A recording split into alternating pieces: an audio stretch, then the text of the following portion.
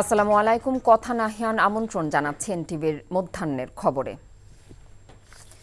বহুল আলোচিত তত্ত্বাবধায়ক সরকার ব্যবস্থা বাতিল সহ বেশ কিছু বিষয়ে আনা সংবিধানের ৫০ সংশোধনী কেন অবৈধ হবে না এই মর্মে জারি করা রুলের শুনানি শেষ রায়ের জন্য ১৭ ডিসেম্বর দিন ধার্য করেছে হাইকোর্ট।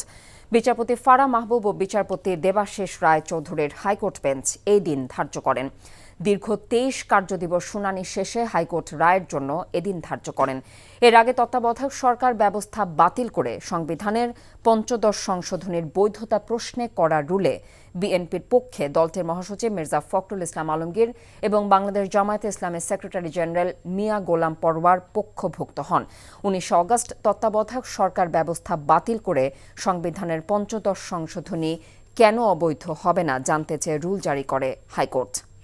গণমাধ্যম ও সামাজিক যোগাযোগ মাধ্যমে সাবেক প্রধানমন্ত্রী শেখ হাসিনার বিদ্বেষমূলক বক্তব্য প্রচারে নিষেধাজ্ঞা চেয়ে আন্তর্জাতিক অপরাধ ট্রাইব্যুনালে আবেদন করেছে প্রসিকিউশন। চেয়ারম্যান বিচারপতি গোলাম মর্তুজা মজুমদারের নেতৃত্বাধীন আন্তর্জাতিক অপরাধ ট্রাইব্যুনালে আজ এই আবেদন করা হয়। ট্রাইব্যুনালের প্রসিকিউশন সূত্র থেকে তথ্য জানা গেছে। এর আগে গত ১৭ অক্টোবর আওয়ামী লীগ সভাপতি ও সাবেক প্রধানমন্ত্রী শেখ হাসিনার বিরুদ্ধে গ্রেফতারি পরোয়ানা জারি করে আন্তর্জাতিক অপরাধ ট্রাইব্যুনাল। একই সঙ্গে তাকে ট্রাইব্যুনালে হাজিরের নির্দেশ দেওয়া হয়। কিছুক্ষণের মধ্যে এই আবেদনের উপর শুনানি অনুষ্ঠিত হবার কথা রয়েছে। স্বরাষ্ট্র উপদেষ্টা অবসরপ্রাপ্ত লেফটেন্যান্ট জেনারেল জাহাঙ্গীর আলম চৌধুরী বলেছেন, দেশে জাতীয় ঐক্যের যে ডাক দেয়া হয়েছে তাতে ষড়যন্ত্র মোকাবেলা এবং দেশের শৃঙ্খলা রক্ষায় ইতিবাচক সাড়া ফেলবে। তিনি বলেন, ভারতের মিডিয়াগুলোই শুধু বাংলাদেশকে নিয়ে মিথ্যা অপপ্রচার চালাচ্ছে, বিশ্বের অন্য কোনো মিডিয়ার কেউই তা করছে না। সকালে নারায়ণগঞ্জের রূপগঞ্জে পূর্বাচল ফায়ার সার্ভিস ও সিভিল ডিফেন্স মাল্টিপারপাস ট্রেনিং গ্রাউন্ডে আয়োজিত আন্তর্জাতিক ভলান্টিয়ার দিবসের উদ্বোধনী অনুষ্ঠানে তিনি এসব কথা বলেন। স্বরাষ্ট্র উপদেষ্টা আরও বলেন, সীমান্তে কোনো উত্তেজনা নেই। ভারতের কিছু মিডিয়া অপপ্রচার চালাচ্ছে উল্লেখ করে এদেশের গণমাধ্যম সত্য ঘটনা তুলে ধরে তার জবাব দেবে বলেও আশা প্রকাশ করেন তিনি। আমরা যেসব সব একসাথে হব সেসব ডেফিনেটলি এটা একটা ইতিবাচক প্রভাব পড়ে। ভারতীয় মিডিয়া অপপ্রচার চালাচ্ছে, এরা বাংলাদেশ সম্বন্ধে অপপ্রচার চালাচ্ছে, এটার জবাব কিন্তু আপনারাই দিতে পারেন সত্যি ঘটনা প্রকাশ করে। ভারত বাংলাদেশের ভালো চায় না অভিযোগ করে দেশটির সব পণ্য বর্জনের আহ্বান জানিয়েছেন বিএনপির সিনিয়র যুগ্ম মহাসচিব রিজভী আহমেদ। জাতীয় প্রেসক্লাবের সামনে এক অনুষ্ঠানে তিনি এই আহ্বান জানিয়েছেন। আমরা তাদের নানাবিধ বাংলাদেশ বিরোধী প্রচার আমরা দেখছি। তোমরা আমাদেরকে পছন্দ করো না, তারপরেও তোমাদের জিনিস কিনতে হবে।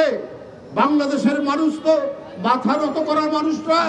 আমরা বাড়ির উঠোনের মধ্যে আমরা পেঁপে গাছ লাগাবো, আমরা পেঁয়াজ লাগাবো, তাও আমরা ওদের মুখাপেক্ষী হব না।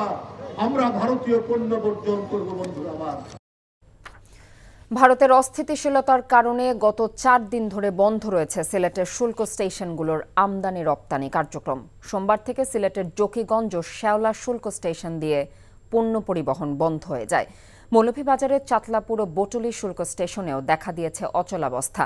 গত রোববার ইসকন নেতা ও বাংলাদেশ সম্মিলিত সনাতনী জাগরণ জোটের মুখপাত্র চিন্ময় কৃষ্ণ দাসের মুক্তির দাবিতে সিলেটের সুতারকান্দি সীমান্তে বিক্ষোভ ও বাংলাদেশের অভ্যন্তরে প্রবেশের চেষ্টা করে ভারতের একটি সংগঠন। বিএসএফের বাধা পেয়ে সরে গেলেও এরপর শেওলা স্থলবন্দর দিয়ে পণ্য আমদানি রপ্তানি বন্ধ করে দেয় তারা। একই কারণে জকিগঞ্জ স্থলবন্দর দিয়েও পণ্য আমদানি রপ্তানি বন্ধ রয়েছে। স্থলবন্দর ও শুল্ক স্টেশনগুলোর দুপাশে শত শত পণ্যবাহী ট্রাক আটকা পড়েছে। ফলে কাঁচামাল বোঝাই অর্ধশতাধিক ট্রাকের পণ্য খালাস না হওয়ায় পচে নষ্ট হবার আশঙ্কা করছেন ব্যবসায়ীরা। ঠাকুরগাঁয়ে খেজুরের রস দিয়ে তৈরি হচ্ছে গুড়। জেলা সদরের বোচাপুকুর গ্রামে এই গুড় কিনতে দূর দূরান্ত থেকে আসছে মানুষ। ঘুরে দেখছেন রসের গ্রাম উপাধি পাওয়া এই গ্রামটি। এতে চাঙা হচ্ছে গ্রামীণ অর্থনীতি। ঠাকুরগাঁও থেকে লুৎফর রহমান মিঠুর পাঠানো রিপোর্ট। বাড়ছে শীতের তীব্রতা, ভোরে কুয়াশা চাদরে ঢাকা পড়ছে চারদিক। এমন শীতে সবারই বাড়তি আকর্ষণ থাকে খেজুরের রসের প্রতি। বিশেষ করে শীতের পিঠাপুলিতে খেজুরের রসের গুড়ের চাহিদা বেড়ে যায়। এবারও শীত শুরু হতেই উত্তরা জেলার ঠাকুরগাঁও সদরের নারগুন ইউনিয়নের বোচাপুর গ্রামে চলছে খেজুরের রস দিয়ে গুড় তৈরির এমন দৃশ্য।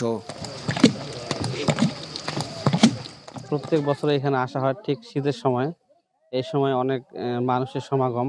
এখানকার যে মানে ব্যবস্থাপনা, পরিষ্কার পরিচ্ছন্নতার একটা যে বিষয় থাকে, কোথাও গেলে যেমন এই যে রসের কথা বলি, এখানে মানে একবারে সবকিছুই খুব সুন্দরভাবে আর কি সাজানো গোছানো। নাটোর সহ আশপাশের জেলা থেকে গাছিরা আসছেন এই গ্রামে।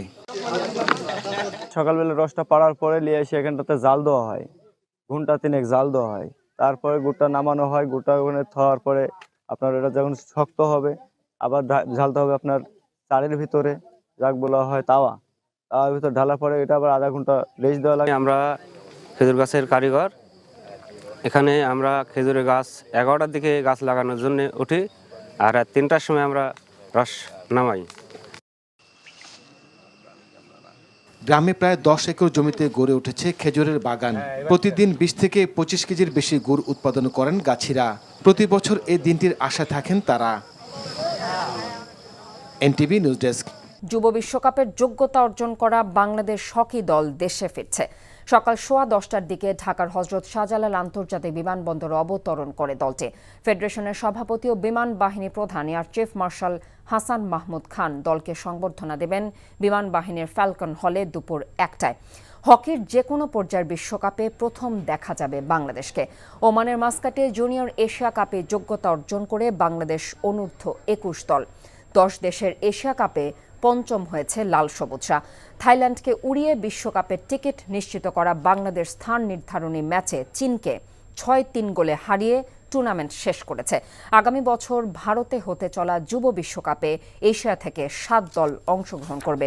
স্বাগতিক ভারত সরাসরি খেলবে। বাকি 6 দেশ জুনিয়র এশিয়া কাপ থেকে খেলার সুযোগ পাচ্ছে। স্বাভাবিক খেলা খেলেই কাঙ্ক্ষিত জয় এনেছেন মওদুদুর রহমানের শিষ্যরা।